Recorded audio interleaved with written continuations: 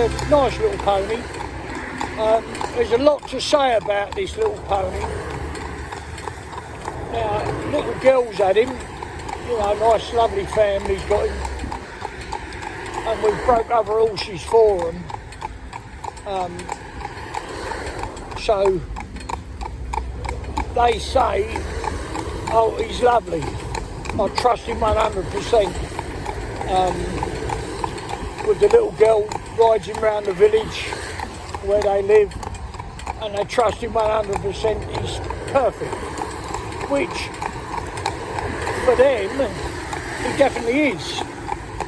Because obviously they've done it, it's proved the fact. The problem is, he's never really had any real discipline. So what I mean by that is, when you're riding him around the village and there's not much traffic,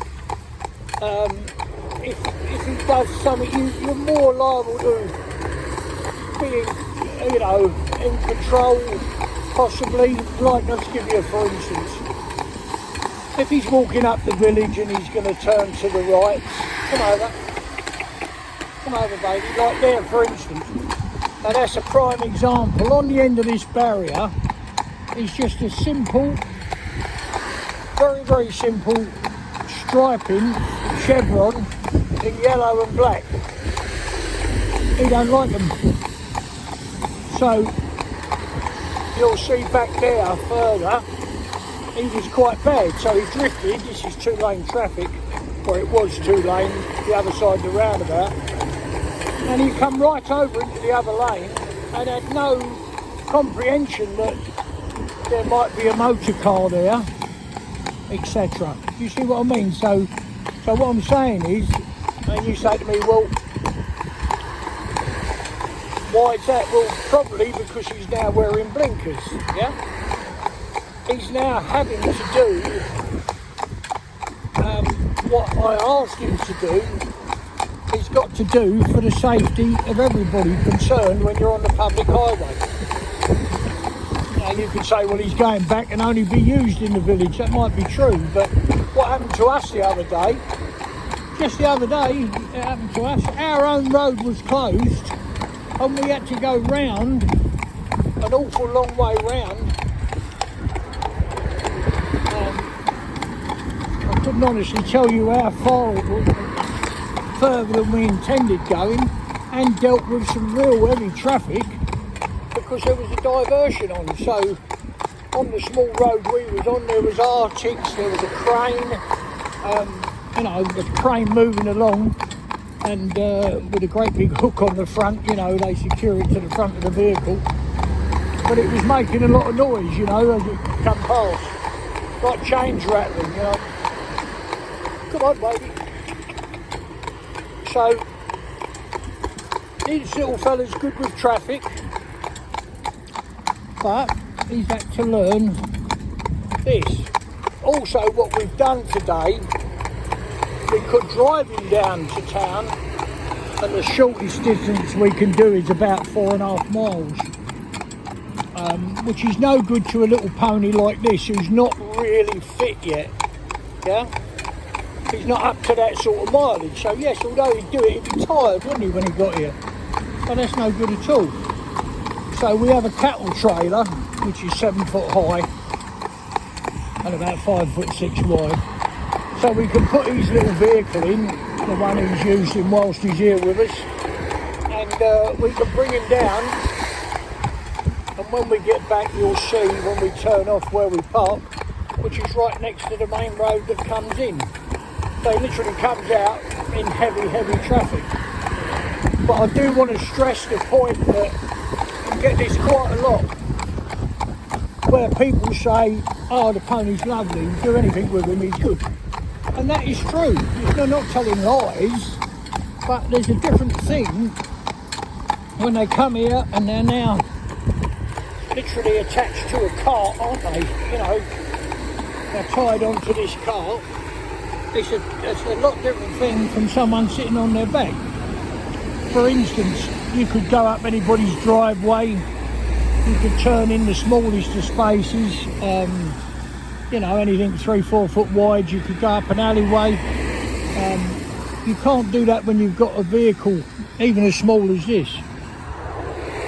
So you've got to make him understand that no, this is what's required, this is what we will do. And he has been a little terror. Now, I'll show you some film. He kicked the cart, you know, when we had him in a pair, because he wasn't very fit. So we put him up alongside Cloud, and he went berserk. Not for any reason at all. We'd already done 2 or 3 miles. I think, and it is only what I think with the experience I've had over the years, that he went, I've had enough of this. And he kicked off, he went crackers, you know. So we had to, so in his temper, his towel swished, and it caught the quick release and undone the trace one side. It's only got key rings in. But funny enough, that was my fault, no one else's, because we just put a new key ring in. But what we do, put a key ring in, then we take it up with electrical tape, so the hair from the towel can't get in it and pull it undone. So anyway, that's what we've done. So he's standing here now, lovely, on the side of this main. He's not that busy today downtown. Another day it could be much busier. But basically, you know, it's he's doing all right. But just them silly little things. So on the end of the barrier, you've got the yellow and black stripe. Now he copes with everything else, but he doesn't like that. Now you can say, well, he's just got to get used to it. Of course he has, yes, he's got to get used to it. But he's got used to other things, or I can talk him past it. He's got a problem, I can say, come on my lad, you're right there, good boy, walk on. But for some reason, he's taking umbrage to them particular chevrons. Big arse, it going past there, no problem at all, stands like a Christian, you know, as still as anything. It's a horrible day, damp and wet and rainy. Stand still, baby, he's a good boy. And he's doing what I asked him to do. But the people are lovely people, really nice, children are nice, and they understand, you know, when I say to him, you know, he's been a little bit of a terror, because he's never. And when I spoke to the dad, he said, yeah, he can be like that. He can be a bit willful, you know, I'm not doing that. But he's never had to do it. Because if the kids are in the yard and they're grooming him and they're playing with him and, you know, crawling around his belly and everything, that's fine. He's happy with that. He's got no problem with that. When I say to him, you've got to stand still here, and you must not move, because she'll go straight in the window of a parked car or something. So you've got to do what I asked you to do. So it's an entirely different thing, it's a different level. So a lot of people say that about their horses. Oh, they say, well, I call him, he comes running in from the field. Well, of course he does, he's going to get fed, you know. I can pick all his feet up, he's as quiet as anything, you know, to do this, do that.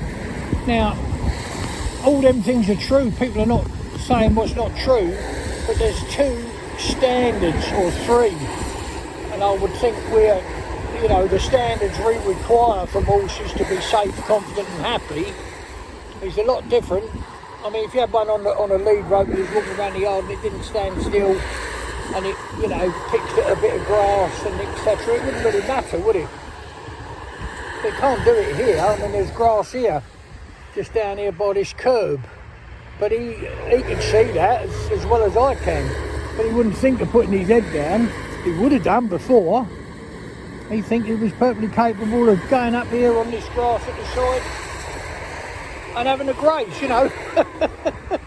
He'd think, no, that's perfectly acceptable. Well, it's not. You know, to keep him safe, confident and happy, he's got to do as he's asked to do, when we asked him to do it. And he's got to do it with no umbrage, not being upset. And that's part of the skill of breaking also, I suppose, that comes with experience, is how far you can push them on what particular thing you want to achieve. you know, and how far you can push them. So sometimes we set out with the idea that this horse don't like going over manholes, so, you know, manholes in the road, it don't like going over, so we've got a stretch of road that's got more manholes in, not far from where we live, so we go up there. Stand still, my baby. Stand still. And also on that long straight, well, it's not always straight, there's a few bends, but where the manholes are, it's pretty straight, so we can afford, it's a country lane, it's not used that much. It just supplies one village really, too. So we can afford to stand there and mess around and get him to do what we asked him to do, and like that. When you get out on this type of thing, it's an entirely different setup. Entirely different setup. You've got to, you know, you can't afford to make mistakes here, because you have an accident. And what we've got to do, and all people that drive horses, you know, we've got to share the road with everybody else. So we don't want to hold them up, and we don't want to be a nuisance on the road. And it's up to us to have our horses right, so they'll do exactly what this little fella's doing now. He's stand here and, you know, be a good boy, really. I think he's being a very good boy. So we're going to go on now down to Tesco's roundabout, which is a big 4-lane thing. We'll go round there and we'll go back, show you where we parked up, and that's it. But he kicked the cart, you know, not that he's just cross, you know, when we've asked him to do the things that we've asked him to do, which is far more than he ever was at home when they're just playing with him round the yard, riding him round the village. Far more intense. And he's got cross, you know, I'm not doing this and like that. But now we've got him in a place where he's happy to do what we asked, you know.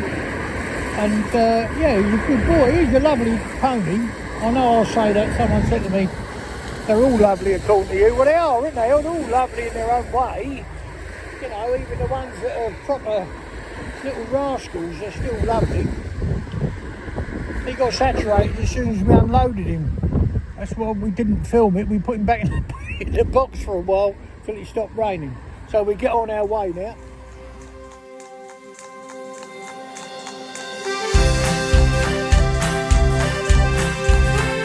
There's a smile on my face every time I hear that sound.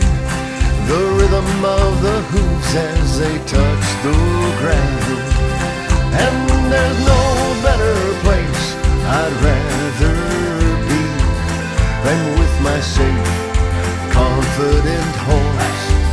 And there's no better place I'd rather be than with my safe, confident horse that's had